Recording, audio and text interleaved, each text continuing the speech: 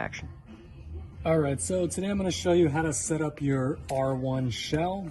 So first thing you're going to want to do is you're going to want to install your iPad, and to do that you're going to remove this back plate. So to remove the back plate, you're going to remove all the screws around the back plate here.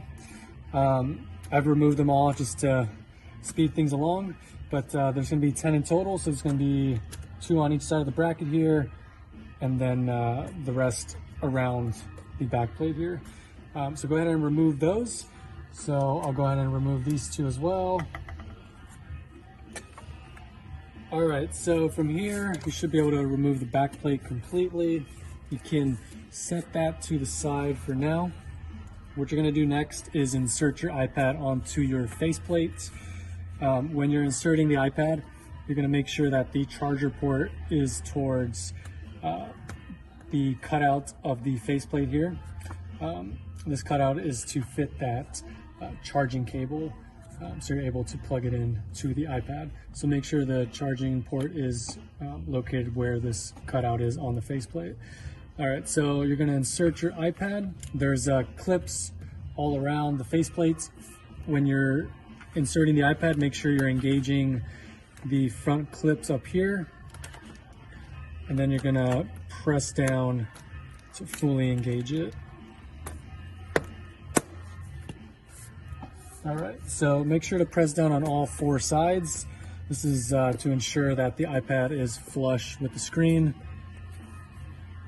All right, so once your iPad is in place, from here, next thing you're gonna do is plug in the USB hub, this one right here. So it's gonna be an angled connection. The easiest way to go about this is to flip the face plates to the side of the table like this. And that's because this flash, when you're setting the back plate down, sometimes this flash can touch the table, and that'll prevent it from falling in place properly. So you can set it on the side like this, and then next thing you're going to do is you're going to grab your USB-C cable here, and then you are going to connect that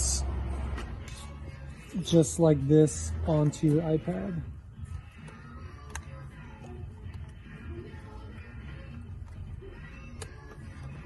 So just like that, that's connected, as you can see.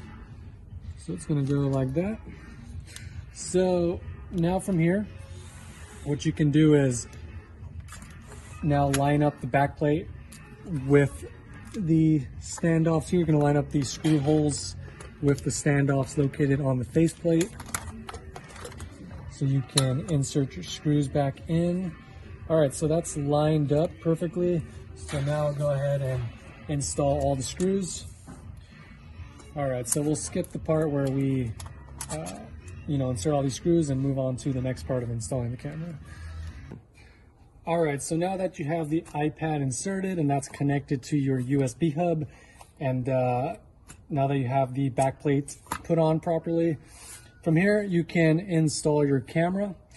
Before you install your camera, just a quick note, make sure that it is on manual mode, and you want the lens to be fully extended like that. You want to have it in the shooting position, just like this. So to do that, you just push up on this little triangle here and then move it counterclockwise to the shooting position like this. All right, there's a few more other settings you need to adjust, but I'll show you that once we turn this camera on.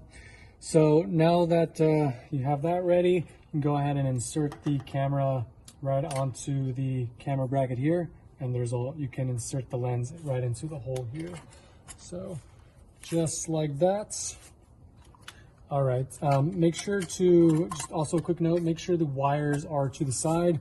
So your micro USB camera cable, that you can route that through this here, this little area right here. This cable right here is to power the dummy battery itself. So you should have received a dummy battery like this one. It's not, an actual battery. It's a fake one, but it's being powered by a power source inside the booth so that your camera stays on the whole time. So for this one, you can remove that, and you're going to place that into your camera. Also, quick note, make sure you do have an SD card. The software won't be able to pick up the camera if you do not have a SD card in your camera. All right, so from here you can install the dummy battery just like that. Close the door. You can leave this open because this is where you're going to plug in this cable here to power the dummy battery. All right, so now I'm going to install it. It should just fall into place like this. Also, this is your hot shoe. This is how the flash syncs to the camera. So that's just going to slide in right at the top, just like that. And it's not going to click. It's just going to slide in, and then you'll just slide it in until you're not able to anymore. Okay, so from there, now I'm going to plug in my micro USB camera cable. If you have an R100, this is going to be a USB-C. This is an M50, so it's using a micro USB cable. So just plug that in just like that. Now the last part is to plug in the power for the battery, which is this cable here. So just like that. All right, so you're probably wondering why the roamer changed to a white one. That's because we had to reshoot this last part just because we missed a few key points. So where we left off was we installed the camera, we connected all the cables for the camera, so the hot shoe, micro USB connection, and then the power for the dummy battery. We also installed the iPad inside. So from here, what you're going to do is you're going to insert this screw here to keep the camera in place. So you're going to screw that in. All right, so that's in place. And before you put the bracket on the camera here, we're going to test that everything's working properly. So you're probably wondering, how do we power this on? So to power this on, you can power this on a few ways. Since this is a roamer, you're probably going to want to roam with this, which you're going to want to use a battery pack like this one here. This is a 12-volt Talon cell battery. We sell this on our website. Or you can power it on with the power supply that you're given in the package as well. That'll just plug into an outlet like this, and then you'll plug it into the back of the roamer just like that. So you can power it on this way. This is the ideal way if you're going to be using this on a stand. But since you're most likely going to want to roam with this, then you're going to want to use the 12-volt battery pack.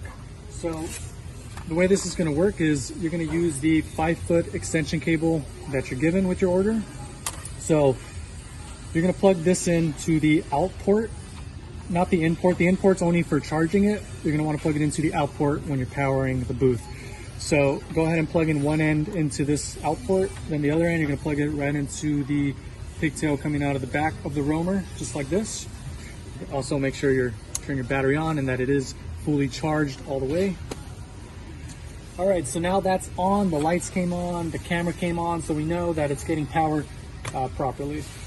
All right, so a few key things you need to know here is on the camera settings, you're gonna click on menu. Well, first, make sure to disconnect this. If it's tethered, it won't allow you to use the camera. So go ahead and click menu. You're gonna scroll to function settings. You're gonna click OK. On function settings, you're gonna go to number 2 here. You're gonna scroll down to power saving, and you're gonna make sure to set auto power off to disabled. So that keeps the camera from turning off by itself during the event. All right, another thing you might have to format here, if you go back to the main menu, is your wireless settings. Sometimes the software might not pick up the camera if your Wi-Fi setting is set to enabled. So make sure to just disable that, and that can fix that issue. All right, so those are the settings on the camera you have to configure. I'll show you more of the settings on the Photobooth software here. So I'm gonna plug this cable back in. Now I'm gonna go to the front of the iPad here. And we're gonna open up our Photobooth software. So this one's PhotoFlix. You should have received an invite to the software. It's also known as booth.events.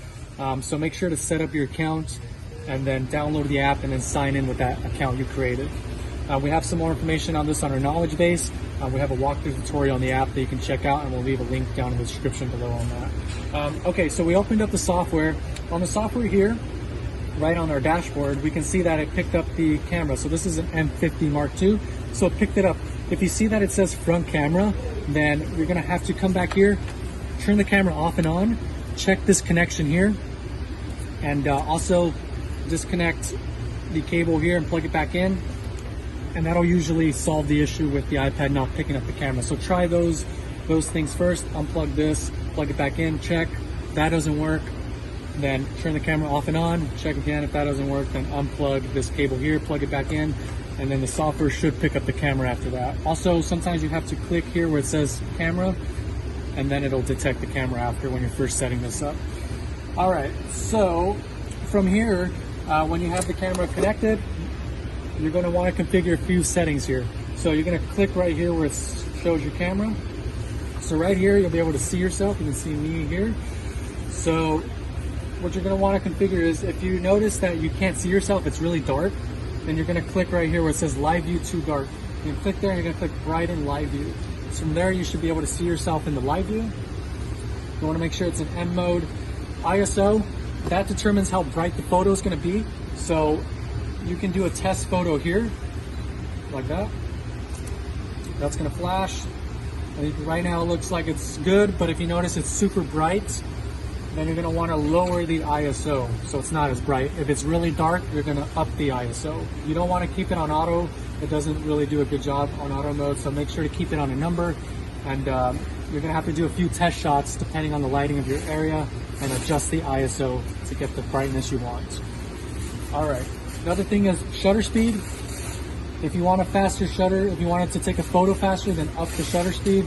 But we typically keep it at 1/125. Aperture, we usually keep it at 5.6, but anything from 5.6 to 8 is pretty good. So we'll leave it on 5.6 here. And next thing you want to check is you don't have to mess with these settings here. You can leave those alone. But white balance, you're going to set that to flash.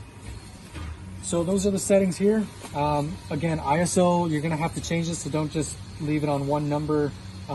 We typically keep it around 100 to 400, but that's because we have good lighting here. You're probably going to have to up that depending on the lighting of the venue. But shutter speed 1/125, aperture 5.6, and then it sets a manual mode on the camera. All right, so that's how you set up your R1. If you have more questions on the software, check out our knowledge base. We have videos on that. And I hope this was helpful, and happy boothing.